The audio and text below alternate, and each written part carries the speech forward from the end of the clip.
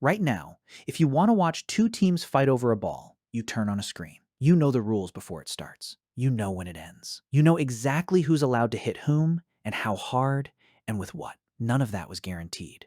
For most of human history, sports didn't mean entertainment. It meant something closer to survival training, religious ritual, or occasionally a legally sanctioned way to break someone's collarbone. The real reason your ancestors competed has less to do with fun than you'd expect, and a lot more to do with staying alive, staying married, or staying out of the underworld.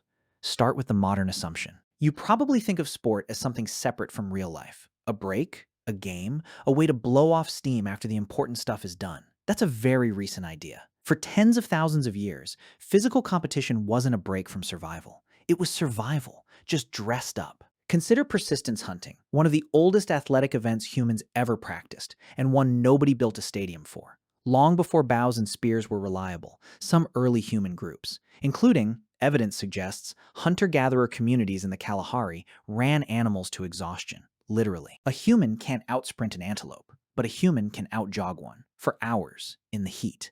Because we sweat and antelopes mostly pant. The hunt might last most of a day. That's not a metaphorical marathon. It's arguably the actual ancestor of the marathon, minus the medal at the end and plus dinner. Once agriculture showed up and people had a bit more spare time and a bit more spare aggression, competition started splitting off into its own category. And this is where things get considerably less wholesome than running for dinner. Take the Mesoamerican ballgame, played across cultures, including the Maya and the Aztec for well over 2,000 years, using a solid rubber ball that could weigh several pounds.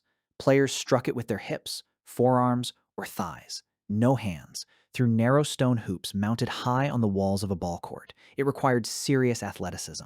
It also, in some documented instances, ended with the losing team, or in some accounts, the losing captain, being sacrificed.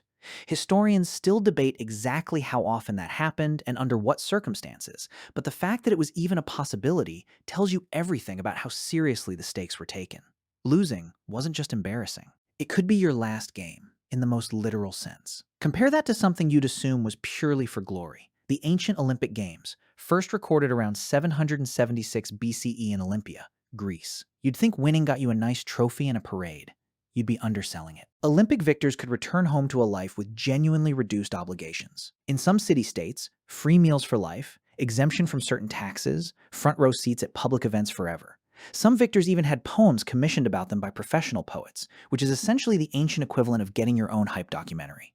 And here's the detail people forget. The athletes competed naked. The word gymnasium comes from the Greek gymnos, meaning naked. Nobody's entirely sure why the tradition started, though ancient writers floated everything from practicality to a wardrobe malfunction that became permanent policy. Now here's the turning point, the part where sport stops being purely ritual or survival and starts becoming what you'd actually recognize as entertainment with rules and a rulebook. In ancient Rome, chariot racing at the Circus Maximus could draw over 150,000 spectators, a crowd size some modern stadiums still can't match. Fans didn't just watch. They organized into factions, identified by colors, the reds, whites, blues, and greens. And their loyalty wasn't casual. Riots broke out over race results. In Constantinople centuries later, chariot faction rivalry helped ignite the Nika riots of 532 CE, which killed tens of thousands of people and nearly toppled Emperor Justinian. Let that sit for a second. People died in the thousands over what were, functionally, sports team colors. Next time someone tells you fans today, take it too far. Hand them that one. Meanwhile, on a completely different continent, competition was solving an entirely different problem: how to settle disputes without starting a war. In parts of West Africa, wrestling traditions, some of which evolved into what's now known as Senegalese wrestling, or lamb, weren't just entertainment. They doubled as a way to resolve conflicts between villages, determine social standing, and in some traditions, help a young man demonstrate he was ready for marriage. Athletic performance wasn't separate from your life prospects. It was a job interview, a dating profile, and a diplomatic summit, all happening at once, in a dirt ring, in front of your entire community. And this is really the surprising detail underneath all of it. For most of human history, sport was never just a game. That phrase, the idea that competition is a low-stakes escape from real consequences, is startlingly modern. Even something as seemingly frivolous as medieval jousting carried real risk of death, and tournaments were sometimes used to settle actual legal disputes through trial by combat, on the theory that God would ensure the righteous party won. Imagine explaining that logic to a modern referee.